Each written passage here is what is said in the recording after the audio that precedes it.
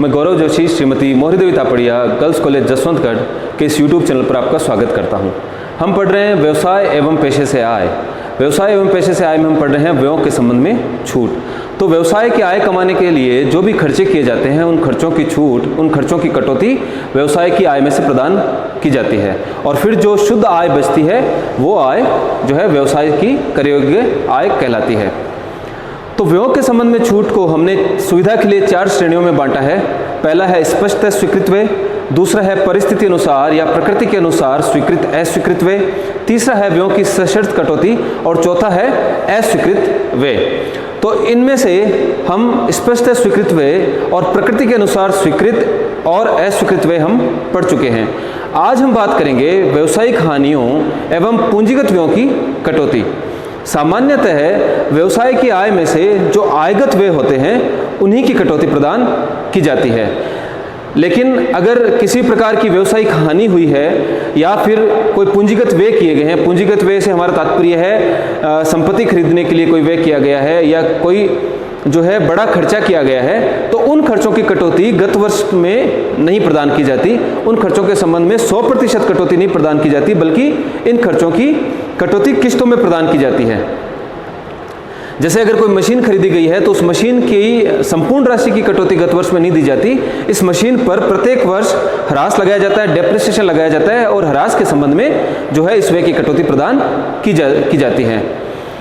लेकिन कुछ खर्चे ऐसे होते हैं जिनके संबंध में अगर चाहे वो पूंजीगत व्यय हो चाहे व्यावसायिक हानियां हो, उनकी संपूर्ण कटौती गत वर्ष में ही प्रदान कर दी जाती है। इन खर्चों की बात हम आज की क्लास में करेंगे। तो हमारा टॉपिक है व्यावसायिक हानियों एवं पूंजीगत व्ययों की कटौती। तो सबसे पहले हम बात करेंगे स्वीकृत व्यावसायिक हानियां।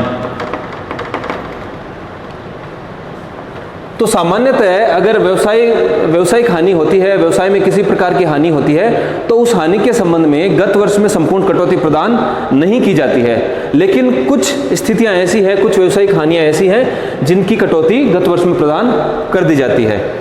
इनमें पहला है माल की चोरी या गबन। अगर कार्य समय के दौरान, वर्किंग आवर्स के दौरान,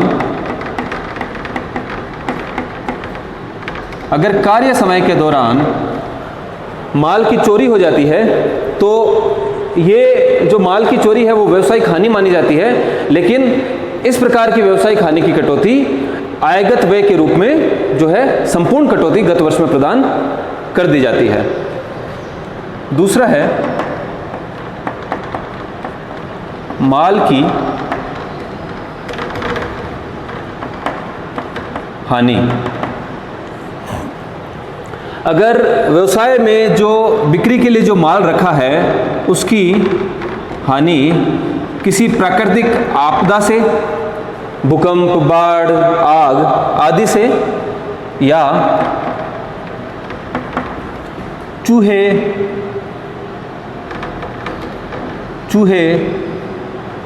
या कीटाणु से हानि।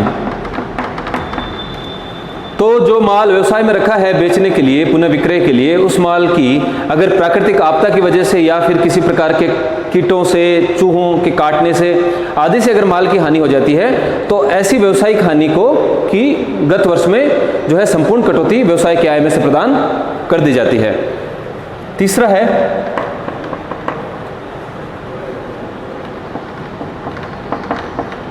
कर्मचारी को क्षतिपूर्ति का भुगतान।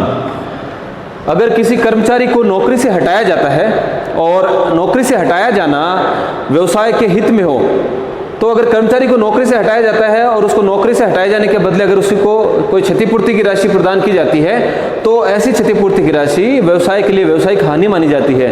लेकिन इस व्यावसायिक हानि की कटौती व्यवसाय की आय में से गत वर्ष में दे दी जाती है। जो पूरी की पूरी क्षतिपूर्ति की राशि है उसकी कटौती व्यवसाय की आय में से प्रदान कर दी जाती है। चौथा है अनुबंध के संबंध में जब्त राशि।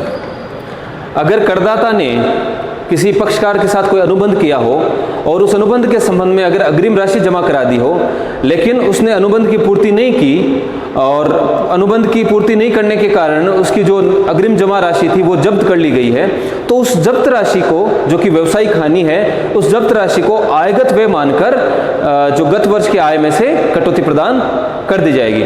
लेकिन ऐसे अनुबंध का उल्लंघन व्यवसाय के हित में होना चाहिए। तो अगर करदाता ने अनुबंध का उल्लंघन व्यवसाय के हित में किया है और कोई अग्रिम राशि अगर जब्त कर ली जाती है सामने वाले पक्षकार के द्वारा, तो वो जब्त की गई राशि व्यवसायिक हानि होती है, लेकिन उस व्यवसायिक हानि की कटौती गत वर्ष की आय में से प्रदान कर दी जाएगी। तो ये थी व्यवसायिक हानियां जिनकी कटौती व्यवसाय की आय में से स्वीकृत कर ली जाती है गत वर्ष में। इनके अलावा अगर किसी पूंजीगत संपत्ति की हानि होती है, यानी कि प्राकृतिक आपदा की वजह से किसी मशीन, भवन आदि की हानि हो जाती है, तो इस प्रकार की व्यवसायिक हानि की कटौती गत वर्ष की आय में से स्वीकृत नहीं की जाती। केवल ये जो हमने अभी डिस्कस की है, यही व्यवसायिक हानियां केवल व्यवसाय की आय में से कटौती के लिए स्वीकृत की जाती है। तो हम बात कर रहे हैं व्यवसायिक हानियों एवं पूंजीगत व्ययों की कटौती।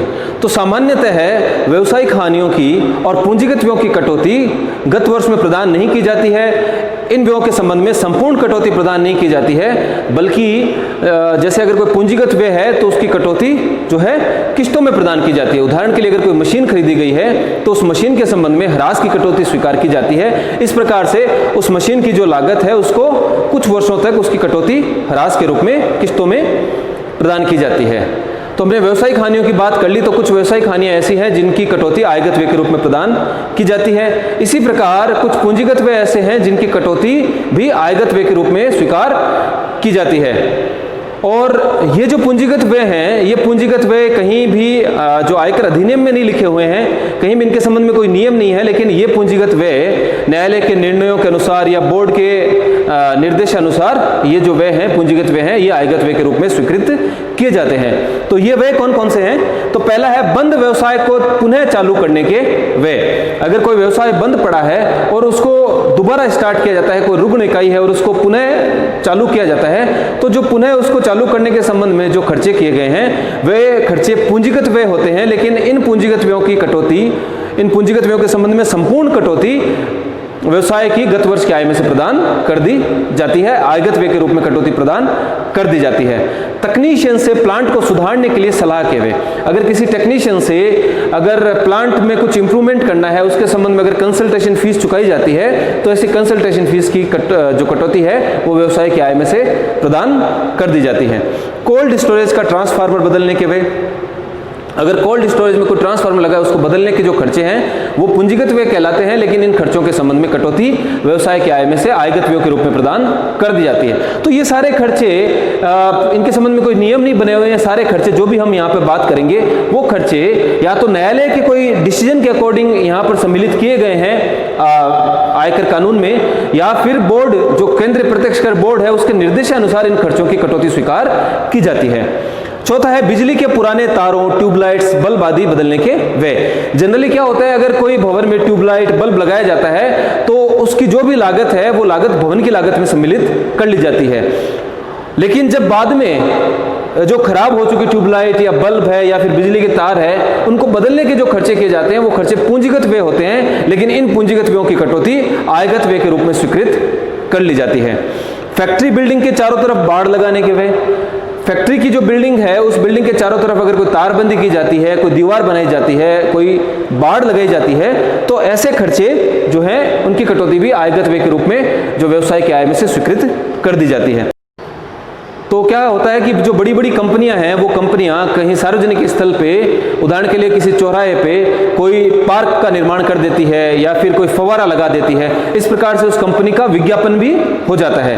तो अगर कंपनी के द्वारा इस प्रकार के कोई व्यय किए जाते हैं, सार्वजनिक स्थल पर किसी पार्क का निर्माण या फव्वारा विकसित करने के कोई खर्चे किए जाते हैं, तो इन खर्चों की कटौती आयगत व्यय के रूप में व्यवसाय की आय में से जो है प्रदान कर दी जाती है।